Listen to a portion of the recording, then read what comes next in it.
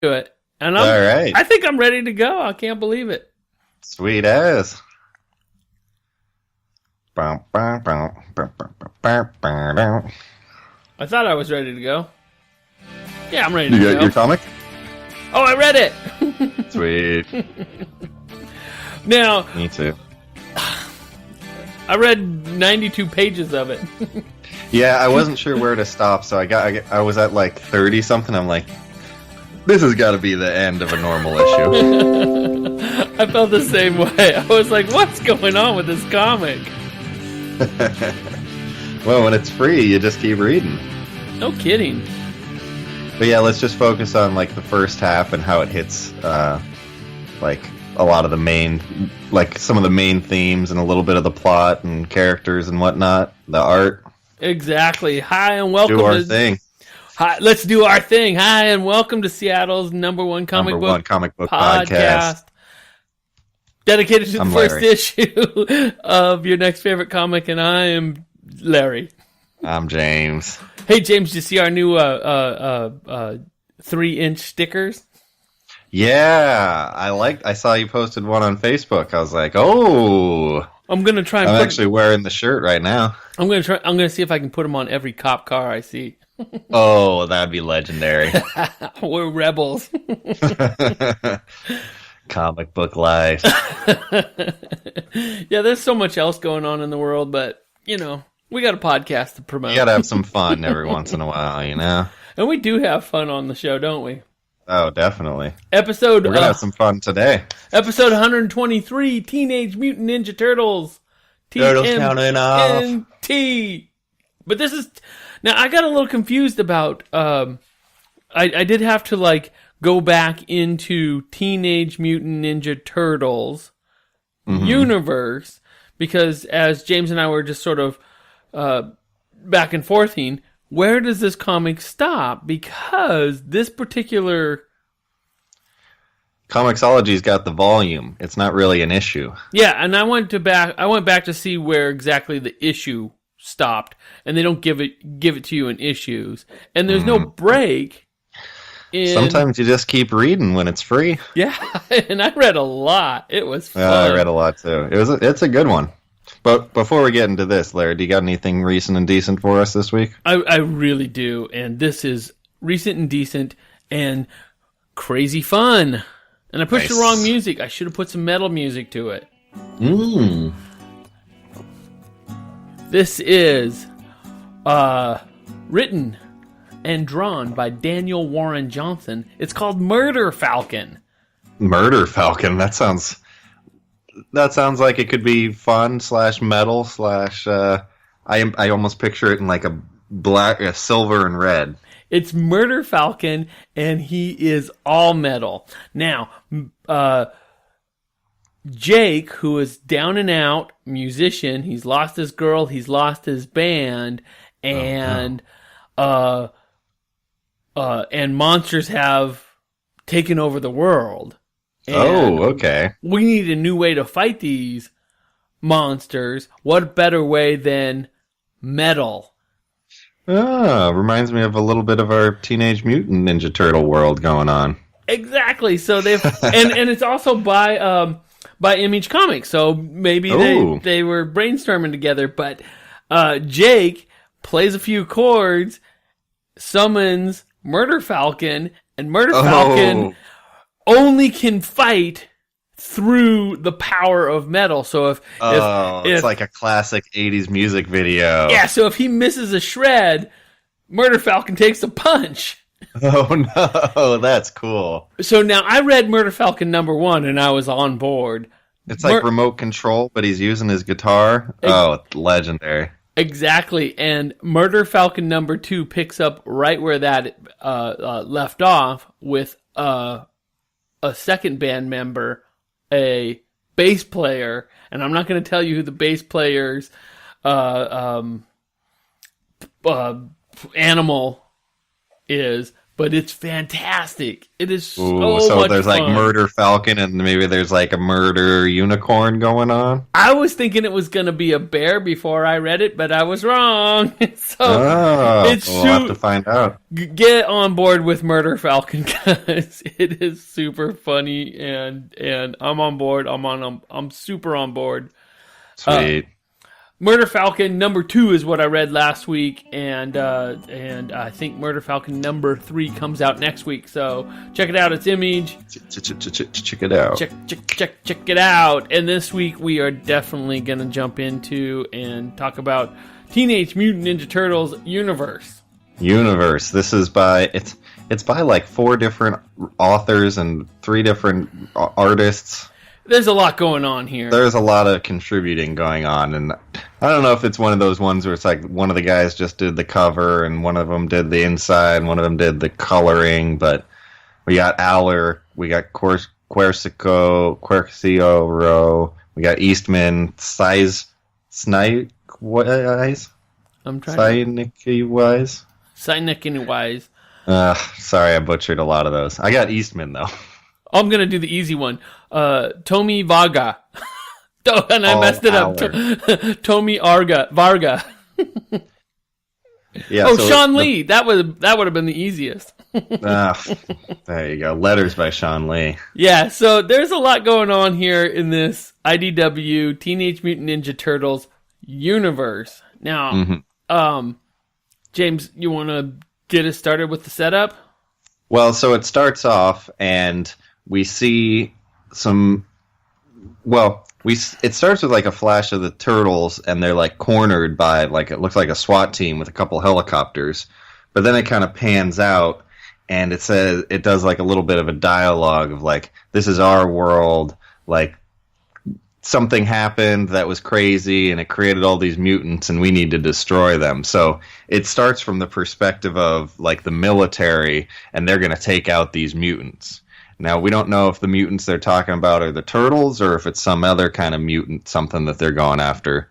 But there's a kind of shadowy flash of some kind of thing with a long tail jumping from building to building.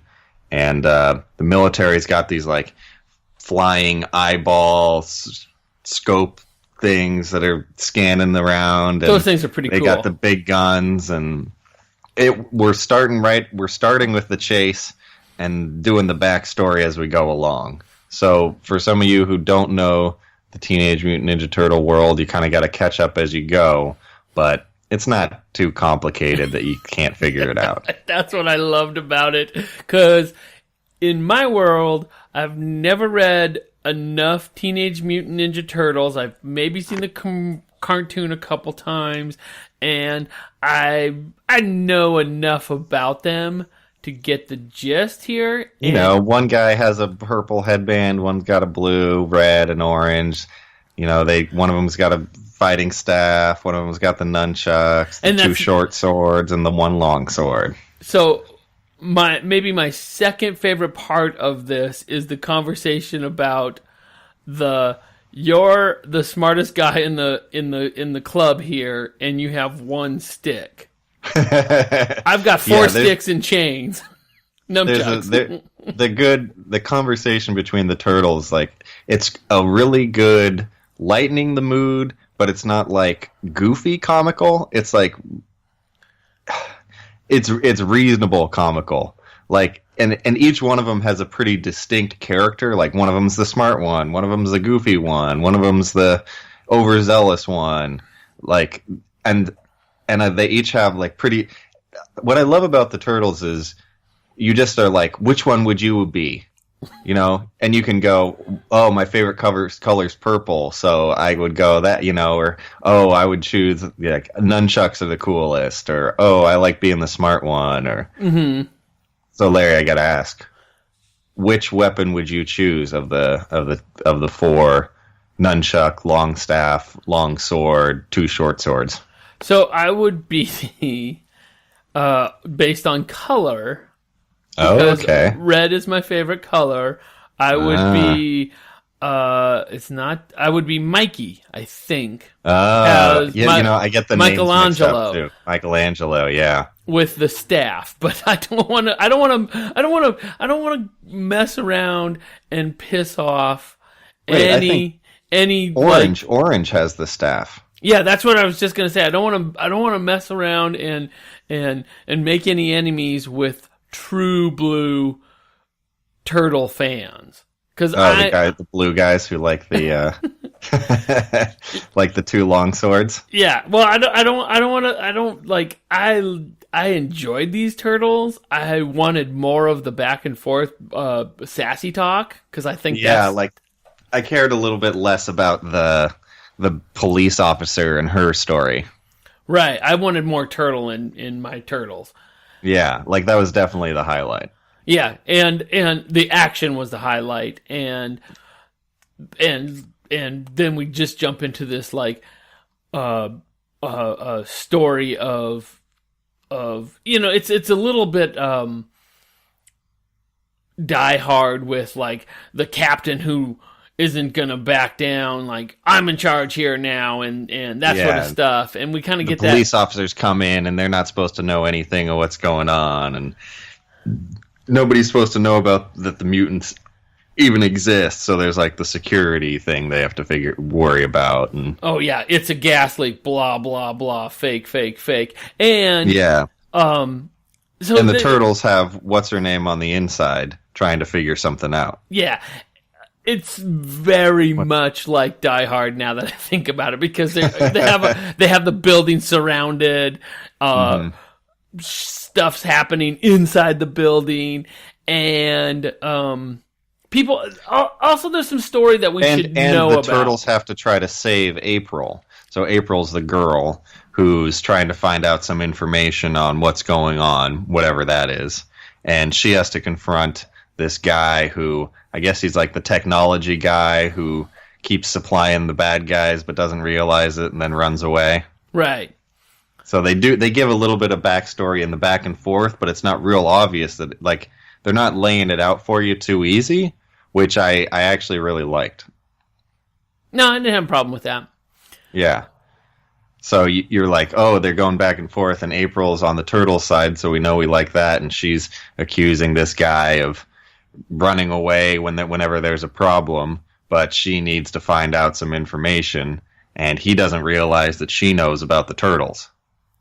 Neat. There's a lot of different characters groups in this. You know, we got the turtles, we got the like FBI, we got like the police, we got April, and we got this other guy, and we have a rogue mutant who isn't afraid of killing a lot of people. No, she's not. She is terrible. She's called the Scorpion. And she even made kind of like a joke. She's like, I am death. And then she's like, oh, relax. I'm just kidding. I just did it because I wanted to survive. Yeah. Oh, look how many pockets she has on her like vest and shorts. Oh, I wonder what's in all that stuff. Oh, and she is so nasty. She's got this wicked tail. And she kind of looks like a scuba diver or something with her, like almost alien.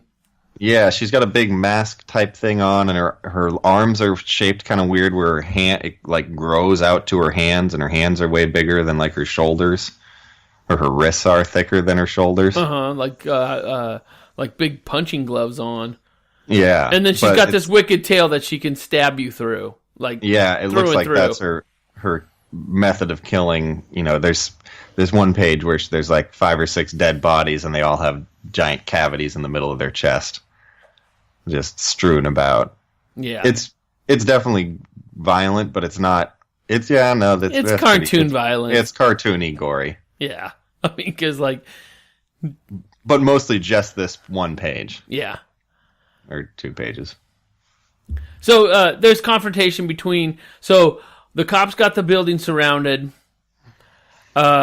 April and this arms dealer make, like, they're not part of the dead here, and the turtles jump in on the scene, and they are going to confront her, and they do the classic surround her, and she kind of like already sees that happening. She's aware. Yeah, she's a step ahead of them, and they're a step ahead of her, and they throw the ninja stars at her, and she like gives them a compliment that they managed to hit her, but she still runs away, and she gets tackled, and she like, oh, you got a little fight in you, but not enough, and they run up the rooftop, and then they're chasing each other, and it's like they each of them land some damage, but never enough to like take them all the way down.